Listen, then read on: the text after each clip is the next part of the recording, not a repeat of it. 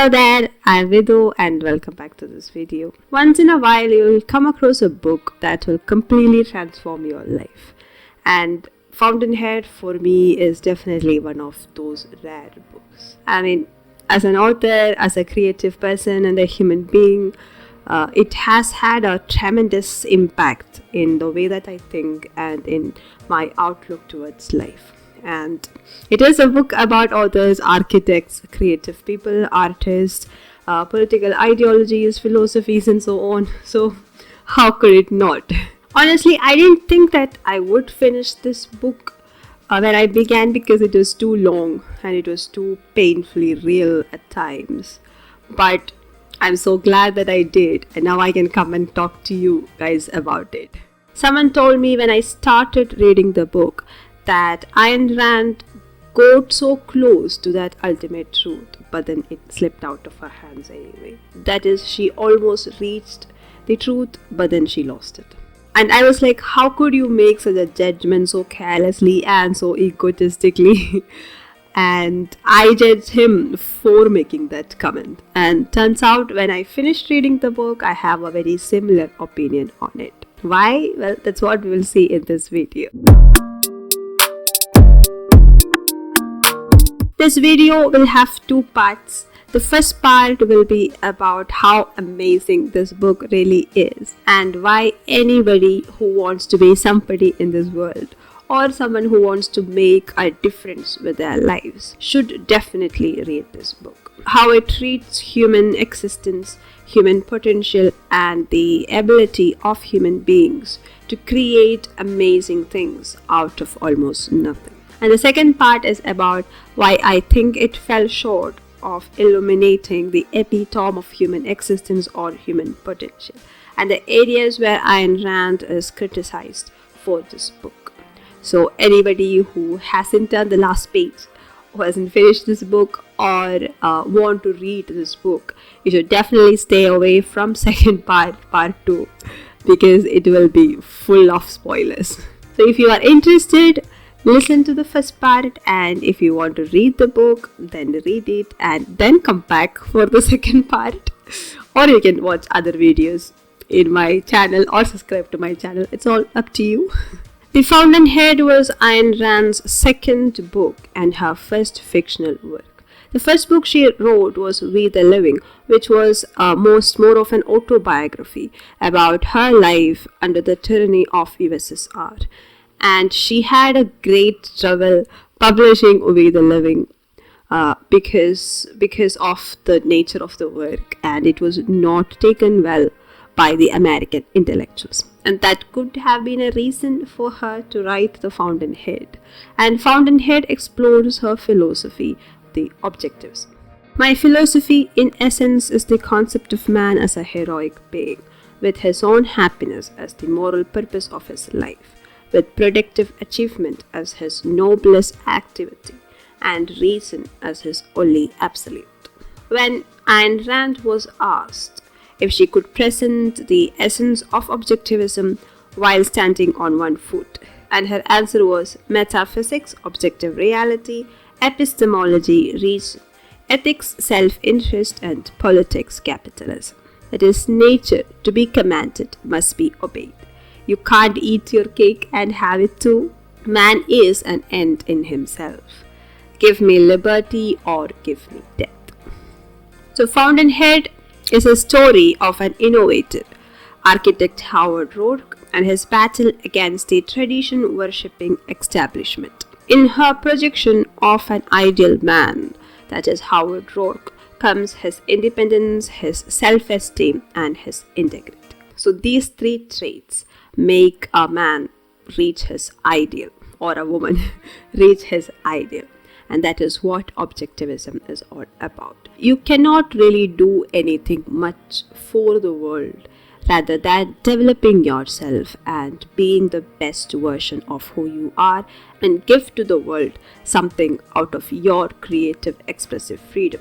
And that is the only way to plant any seed of change. You can't help others or you can't assist others into changing them. You change yourself and you will see that the world has changed with you. In contrast to objectivism or this individualistic tendency towards creativity and self-expression is collectivism, or what she calls as second-handers. These people emphasize how weak, pathetic and fragile human beings are, and how we must all consider ourselves as victims, and we are all equal in that suffering. So equity becomes a huge part of this collectivist second-handers and their attitude towards life, because you have to take care of the weak and you have to promote weakness, or you have to help weakness out of itself, and that is the only way to create equality among everyone, and that is the most important goal when it comes to collectivism. And these people, because they are weak and fragile, and they are in constant need of praise, admiration and affirmation, and that is all that they seek. They want to feel good within themselves and they want others' approval, and they would sacrifice almost everything for it, especially their creative or their inner self, which is something the female protagonist Dominic Franken, another great character, tells her husband, soon to be ex-husband, Peter Keating. It's said that the worst thing one can do to a man is to kill his self-respect. But that's not true. Self-respect is something that can't be killed. The worst thing is to kill a man's pretense at it. And arising out of this desperation and this pathetic need for affirmation and admiration and praise is a group of people who are so hungry for power and money that they are able to manipulate these masses, and they are able to give them a false sense of safety and false sense of gratification to keep them chained within themselves and to get all the power and the money that they can ever have. I had used the same quote in another video, but Gail Winant, if I'm pronouncing it right, is a character who owns a newspaper, and this is how he describes news to his fellow journalist and his employee. So he creates a campaign on his newspaper where on one side is a struggling young scientist who is working on a great invention, and on the other is a chambermaid, the sweetheart of an executed murderer, awaiting the birth of her illegitimate child.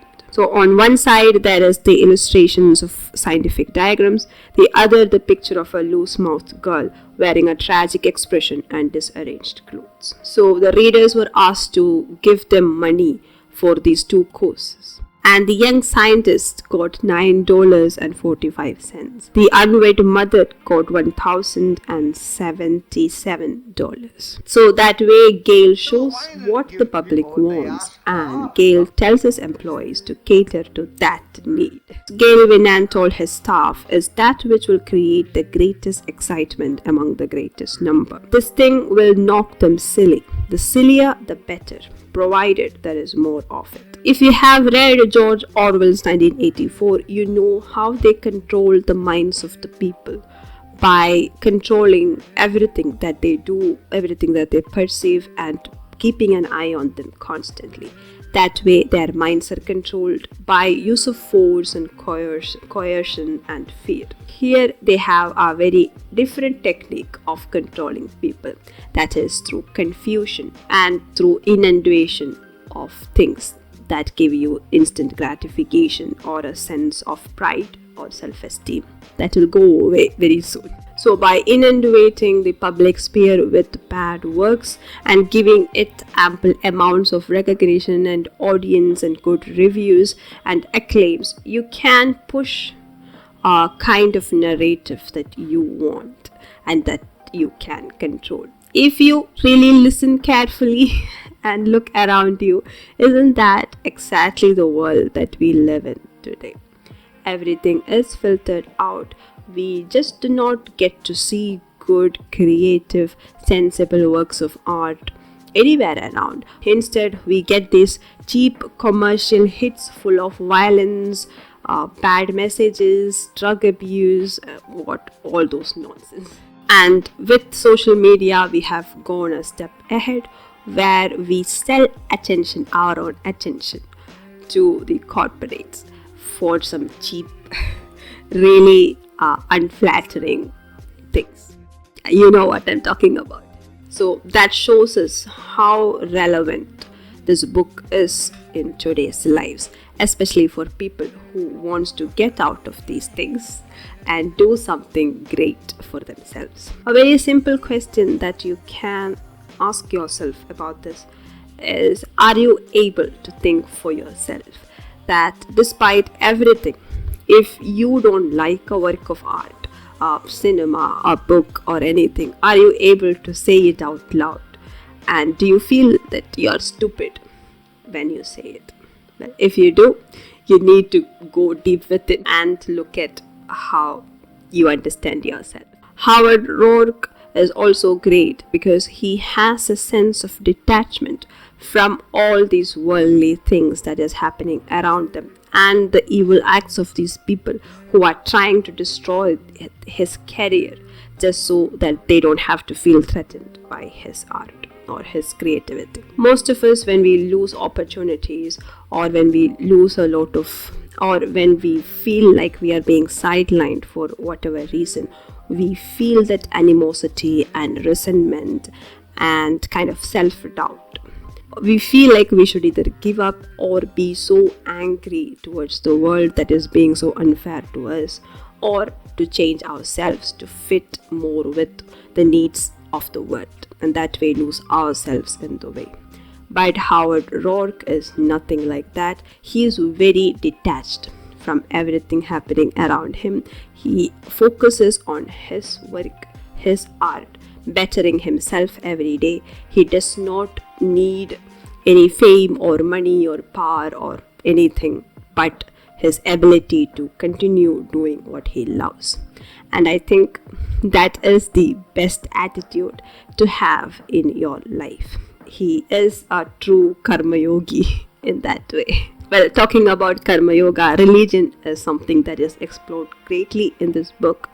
But it is also very spiritual in nature, in that it aims to show you the most ideal version of yourself. We can create a lot of things. We can create buildings and cities and automobiles that is godlike in that way. But religion wants to control us, wants to keep our minds closed and controlled. So that is explored in this book. Dominique Franken is the female protagonist. She has a very complex character. I don't want to go into details of that. But she is an embodiment of all this resentment and anger that we feel towards a world that does not appreciate true creative expression. Rather, it sticks to shallow things that gives us self-gratification for some time. But she learns to overcome that with help of Roark. And that transformation in the character arc is also really inspiring. Dominique Franken is also a personification of the ultimate feminine nature, where she is perfect by herself. Just being herself is the perfect thing. And she also is depicted as the ideal or the utopia that a man works toward. All of man's capabilities or man's strife is to attain that ideal and to secure that ideal and to protect it. Well, it goes without saying that I don't have a sponsor yet. But not to worry, I will sponsor my own video. More precisely, my book will. This is the first book that I wrote. It's a realistic fiction novel about 4 teens in a city enmeshed in a life of drugs, love, violence and chaos. A tale of isolation and desperation one feels among known strangers in an unknown city. Well, this book is available on Amazon and Flipkart. The links will be in the description. I will also share the link to the video trailer of the book. So check them out. And now back to the video. Now, second part, as I said before, is where I don't agree with the book. Now, the thing that I really have a problem in this book is a certain explosion that happens and the circumstances that led to that explosion. Again, spoiler alert, Peter Keating was the classmate of Howard Roark, And Peter Keating has always taken advantage of Howard Rourke and used his paintings, his work to become a very famous architect. And Howard Rourke never attains much. But Keating's karma catches up to him, and he is at the very end of his career. And once again, he goes back to Rourke asking for a help. And Howard agrees to help him by signing a contract where he says that Keating is not allowed to change anything about that plan that he has for the building or the group of buildings. But Peter Keating does exactly that, which makes Howard Rourke go and set up bombs around that building and make it explode. And he also asks Dominic Franken to be there when he does that. This is where I disagree with this book or the ideal of Howard Rourke. Now, to compare this with Avatar: The Last Airbender, which for me is the best work ever done, there is this small boy in his teens going around exploring every other option that he has so that he doesn't have to take a life, even though it is the life of the most evil person known. So when you contrast it with this, why resort to violence to solve anything? Especially when it puts really important, good people, innocent people in harm's way. Isn't that against the integrity and the creative expression and the ideal of human existence? Is violence or exploding things or causing harm to innocent life an ideal that people should look up to? Well, you could also say that Rourke was trying to erase a mistake he did, and maybe we should be able to do that. We should have an opportunity to wipe away something that we didn't like or we did not want. Yet, taking an innocent life or harming an innocent life for that is not anything objective or individualistic or conducive of self-growth and self-development. In line with everything that Ayn Rand says in her book and whatever she preaches, this event cannot go in line with that. I agree with almost everything that Howard Rourke stands for, and objectivism and the individualistic pursuit of self-growth and self-actualization as the ultimate growth of humanity itself. I agree with that. I don't agree with charity or altruism or collectivism or doing good for others so that you will get a sense of self-gratification rather than working on yourself. But this explosion is why I think that she got so close to understanding and exploring self-actualization or self-growth or becoming the ideal version of yourself, and then she lost it because she introduced violence to deal with a problem that her ideal man faced. That's my opinion of The Fountainhead. What do you think about it? Do you agree with me? Do you disagree with me? Let me know in the comment section. My battery is about to die again. So bye-bye. Don't forget to subscribe for more videos like this, and until we meet next time, bye-bye.